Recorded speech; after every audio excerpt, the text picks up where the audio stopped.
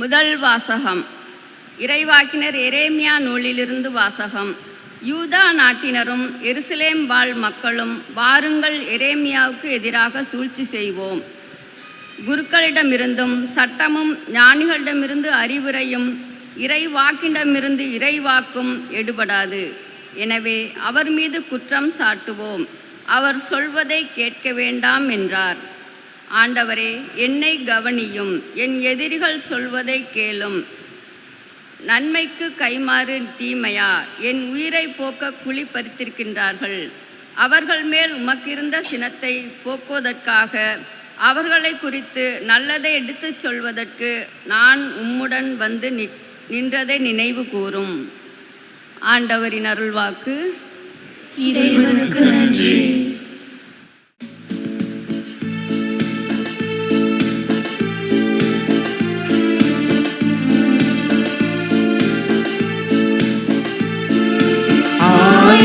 மந்தையை காப்பது போல ஆண்டவர் நம்மை காக்கின்றார். ஆயந்த மந்தையை காப்பது போல ஆண்டவர் நம்மை காக்கின்றார். உலகின் ஒளி நானே, என்னை பின்தொடர்பவர் வாழ்வுக்கு வழிகாட்டும் ஒளியை கொண்டிருப்பார் என்கிறார் ஆண்டவர். ஆயங்கள் மந்தையை காப்பது போல ஆண்டவர் நம்மை காக்கின்றார்.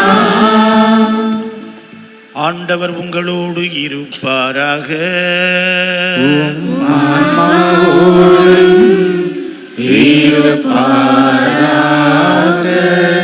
மத்தேயு எழுதிய தூயனர் செய்தியிலிருந்து வாசகம்.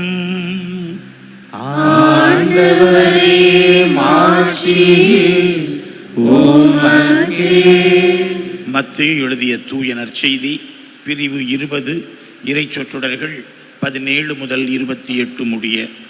அக்காலத்தில் இயேசு எருசலேமை நோக்கி செல்லும் வழியில் 12 சீடரையும் தனியே அழைத்து, இப்பொழுது நாம் எருசலேமுக்கு செல்கிறோம். மானிட மகன் தலைமை குருக்களிடமும் மறைநூறு அறிஞர்களிடமும் ஒப்புவிக்கப்படுவார். அவர்கள் அவருக்கு மரண தண்டனை விதிப்பார்கள். அவர்கள் அவரை ஏளனம் செய்து சாட்டையால் அடித்து சிலுவையில் அறையும்படி பிற இனத்தவரிடம் ஒப்புவிப்பார்கள். ஆனால் அவர் 3ஆம் நாள் உயிருடன் எழுப்பப்படுவார் என்று அவர்களிடம் கூறினார்.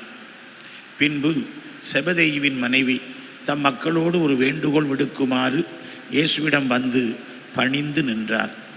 உமக்கு என்ன வேண்டும் என்று இயேசு அவரிடம் கேட்டார். அவர், நீர் ஆட்சி புரியும் போது என் மக்களாகிய இவர்கள் இருவருள் ஒருவன் உமது அரியணையின் வலப்புறமும் இன்னொருவன் இடப்புறமும் அமரச் செய்யும் என்று வேண்டினார். அதற்கு இயேசு, நீங்கள் என்ன கேட்கிறீர்கள் என உங்களுக்கு தெரியவில்லை. நான் குடிக்கப் போகும் துன்பக் கிண்ணத்தில் உங்களால் குடிக்க இயலுமா என்று கேட்டார். அவர்கள், எங்களால் இயலும் என்றார்கள். இயேசு அவர்களை நோக்கி, ஆம், என் கிண்ணத்தில் நீங்கள் குடிப்பீர்கள். ஆனால் என் வலப்புறத்திலும் இடப்புறத்திலும் அமரும்படி அருளுவதோ எனது செயல் அல்ல. மாறாக அவ்விடங்களை என் தந்தை யாருக்கு ஏற்பாடு செய்திருக்கிறாரோ அவர்களுக்கே அவை அருளப்படும் என்றார். இதை கேட்டுக்கொண்டிருந்த 10 பேரும் அச்சகோதரர் இருவர் மீதும் கோபம் கொண்டனர். இயேசு அவர்களை வரவழைத்து, பிற இனத்தவரின் தலைவர்கள் மக்களை அடக்கி ஆளுகிறார்கள். உயர்குடி மக்கள் அவர்கள் மீது தங்கள் அதிகாரத்தை காட்டுகிறார்கள். இது நீங்கள் அறிவீர்கள். உங்களிடையே அப்படி இருக்கக்கூடாது.